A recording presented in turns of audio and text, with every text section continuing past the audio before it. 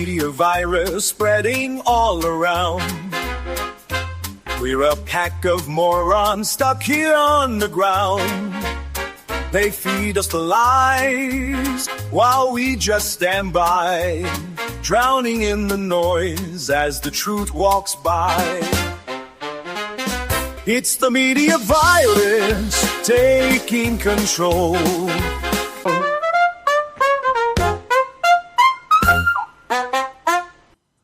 All right, welcome back to the B Blog of the Media Virus podcast. This week, we're doing one of our, hero spotlights. We like to every once in a while take a person that was in the news that kind of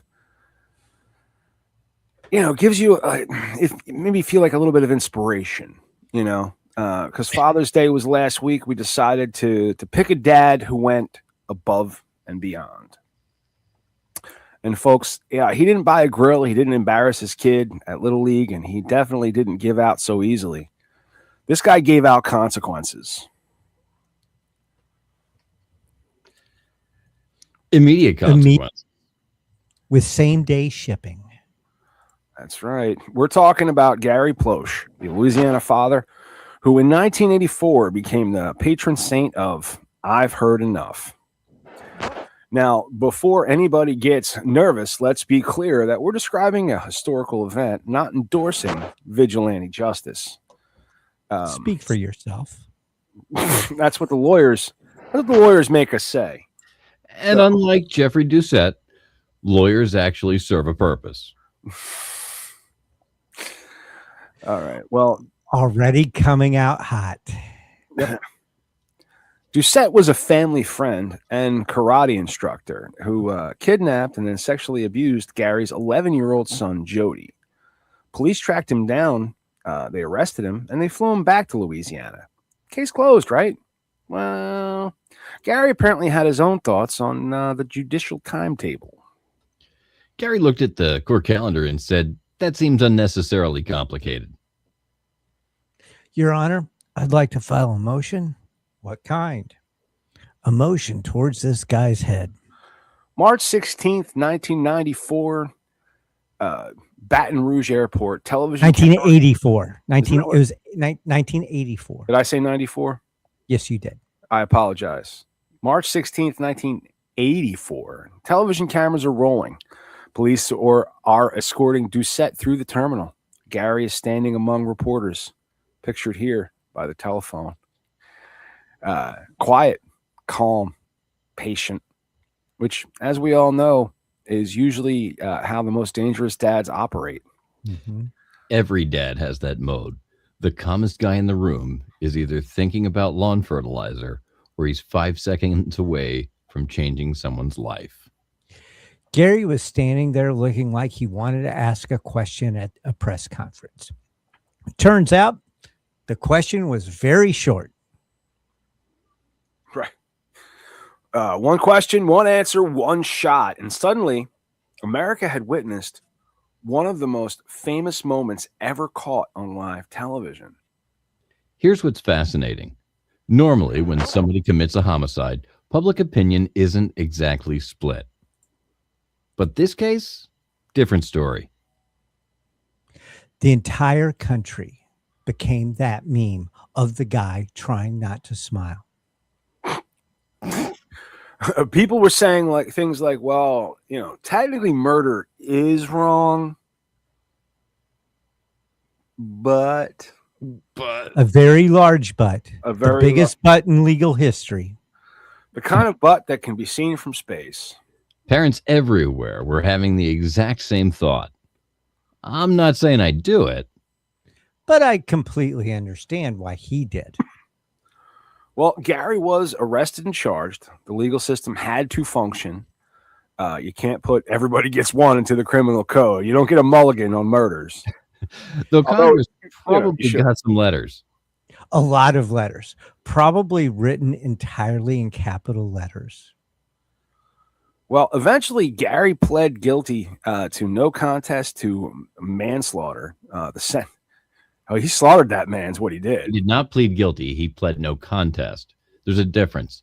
He didn't admit that he was guilty of the crime. He pled that he would not contest them accusing him of that crime. No, you're absolutely right. He did, and it wasn't to manslaughter either. It was That is a specific legal defense. no, it wasn't. It wasn't manslaughter either. It was something else, and he didn't serve any time. He was still too harsh. Still too harsh. The judge basically handed down a sentence that translated to Gary, "Don't do that again." To which Gary was probably thinking, I wasn't planning on making a hobby out of it. Now, the writers of this show want me to tell you that Gary Plauché isn't a hero because he pulled the trigger, but we all know that he is. He's a hero's spotlight because his story forces people to confront something uncomfortable. The protective instinct of parents. Every father listening knows exactly what that feeling is. You spend your whole life trying to protect your kids from monsters. And every once in a while, a monster forgets there's a father attached to every child. For many people, Gary became a symbol of a father who refused to let his son's suffering become just another court case. Agree with his actions or not, the reason people still talk about him 40 years later is because they understand the love behind the anger. He loved blowing that motherfucker's brains out. Some people see a criminal. Some people see a vigilante. And a whole lot of fathers see a man who reached a limit they hope they never find. Gary Plauché passed away in 2014, but his story remains one of the most debated examples of parental devotion, rage, justice, and revenge in modern American history.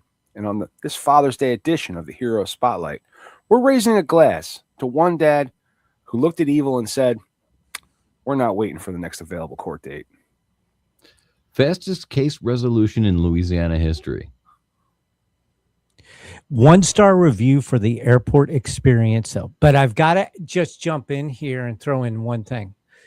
Arkansas just elected a man sheriff who did the same thing to a guy who happened to have sexually assaulted his daughter.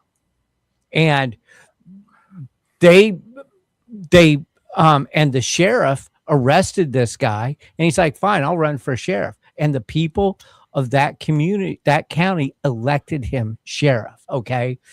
The people have spoken. Yeah. Well, we'll be right back after this. Don't kidnap anybody, especially somebody whose dad watches a lot of action movies. I would say kidnapping's wrong. Yeah. There's Just laws. don't do it. But, there's laws. A lot of things there's laws against because they're just way too much fun. Right. That's one of them, but I don't think so. I don't know. It seems to me it could go south real fast. yeah. I like being able to cut ties with people when they get on my nerves. Mm-hmm. I feel like if you kidnap somebody, Right, you're kind of stuck with them. you're stuck with them because now they know. Mm-hmm. So, I mean, I couldn't imagine being in his, being in that position. But it strikes me like it's 1984, and it's almost nowadays it's an unfathomable concept that someone got a gun into the airport. Right. You know what I mean? Like He was just hanging about in the airport with his a gun. Yeah, there's no it was just you just got like back then you just got on the you just fucking drove up on the plane before the metal detector. He was between the door and the metal detector, not between the metal detector and the plane. Right. I remember when it was just back in the day when it was just metal detectors. When my aunt moved to Texas, and my cousins would fly to the Carolinas to see their dad, she'd try to connect them through Philly, and we'd ride up and sit with them for their layover. Yeah. Walk right into the terminal. Just go through the metal detector. Yeah. Yeah. Now you go to the airport and they got a big sticker on the outside that says no guns, no jokes. It's like, man, you don't want me to have any fun in this place. No guns, no jokes. Uh-huh. Yep. Yep. No, that is the actual sticker that they have on the entry door to the airport. You can't make jokes. Nope. Nope. About guns and shit. You know. Yeah. Oh, you can't make jokes about guns and bombs. Well, they're not specific. They just say no jokes. Which so if I take walk this in and I'm like, personal. knock, knock, they're gonna fucking tase me. They're not specific. They just say no jokes.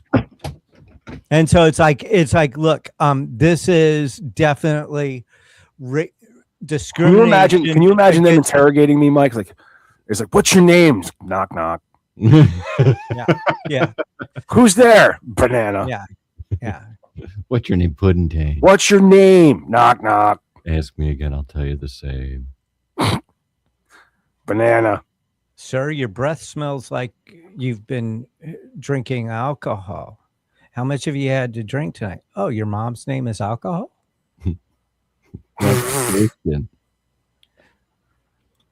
Yeah. Well, no jokes. Yep. All right. World. Fine. It's a sad world we live in. You know? Yeah. All right.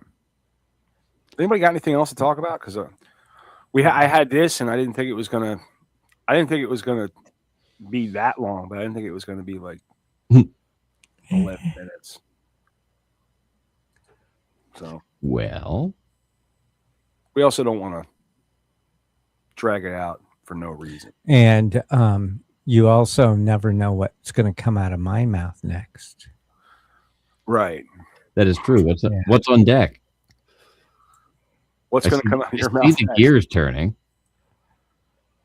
Yeah. Yeah. So there's a really, really bizarre story right now coming out of Palm Beach. And I don't know exactly what to make of it, but there's a guy who is running for mayor of Palm Beach who a lot of people say looks exactly like Jeffrey Epstein. Oh, Palm Beach Pete. Palm Beach Pete. He's running Well- for mayor. I didn't know he was running for mayor. He is running for mayor, and he got a letter today from the Florida Division of Elections, and they basically got some kind of warrant to get his DNA test results so they can determine whether or not he is in fact Jeffrey Epstein, and they advise him to withdraw his candidacy for mayor so he can deal with this matter privately. Wow. He doesn't have to deal with the matter privately if he's not Jeffrey Epstein. Yeah. Right? That If you're and not he's- Jeffrey, that He's would be clearly not Jeffrey. He's clearly not dealing with it privately since he posted everything on X that has happened. I mean, I've known about fucking Palm Beach Pete for maybe 6 months. Mm-hmm. And he's just this douchebag that looks like Jeffrey Epstein. It's a resemble. He resembles. Yeah, a little bit. Yeah. Yeah, but I mean that's a genius way to drive your opponent out of the race. Yeah. You want to deal with this part? Well, I don't have to. Palm Beach Pete. Have you ever seen him, Mike? I don't think so. Here, I'll just do the first Google page. I'll share that. Okay. Oh, maybe. Don't you go fucking falling asleep on me. No. Tell me he doesn't. Wow, yeah. No, I have seen this guy before, yeah. He bears a resemblance. He has to lean into it. Here's the side by side of him and Jeffrey. They got different noses. Yeah, he's got to lean into it. He's got more of an overbite than Jeffrey Epstein had. He's probably fucked less kids. He's probably eaten less kids. I don't know what the order is with the Epstein. I don't know if they fucked him and then ate him or ate him and then. I don't know. I mean, I'd imagine it's fucked and ate is usually the order of. Anyway, I'm not. Yes. Yeah. I digress. Thank you. Your digression is appreciated. But that's not. Now, hang on. Oh, that's Palm Beach Pete. Or is that Jeffrey Epstein? That's Epstein's mugshot. Is that Epstein's mugshot? That's Epstein's mugshot. Oh, man. So, yeah. I mean, the hair is a little bit different, too. I feel like Epstein can afford better hair care products than that guy. You know? But does he? I mean, I don't. who knows? Who knows? But I mean, that's the thing. Like, you're accusing somebody of doing something, and then I mean, I guess it's like, yeah, I should deal with this privately, right? Then it's Epstein, Yeah, it's a private matter, right? But I think one of the reasons he's actually running or thinks he has a chance. One of the reasons he thinks he has a chance is this of notoriety? getting mayor getting elected mayor is the Right. notoriety that he looks like Jeffrey Epstein. Right. That's what he's riding on. Yep. Right? Yeah. Yep. No, it's exactly what it is. It's funny. It's very funny. It is funny. I wonder if we could get him. We should find somebody around here that looks a little bit like Jeffrey Epstein. I'm glad you didn't say a child. That wouldn't come out of him. That's anyway. That's all I had lined up was that. Because I didn't know if we were going to have a guest or what, so I just kind of slapped something together. They're shouting somewhere. Oh yeah. There's a whole hullabaloo going on outside of my home, Oh, neat. as usual.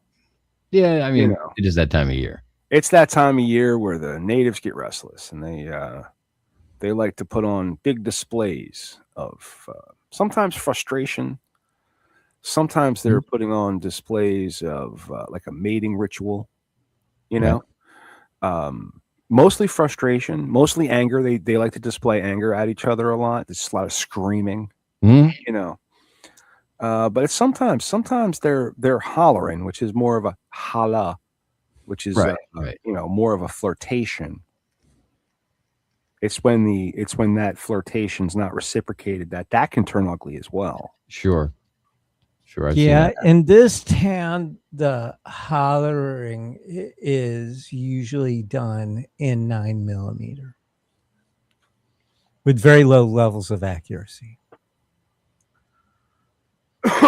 Accuracy by volume. Yeah, they tend to catch people who were not involved in anything. Yeah, that sucks. That's what you get when you shoot sideways. Exactly. Bullets come out confused. Yep. Come on. Wait, do they veer more to the right then, instead of going down towards the earth? You know what I mean? It's the recoil goes like the difference this. in the recoil action, but yeah, Yeah. you tend to skew to your right. Yeah, it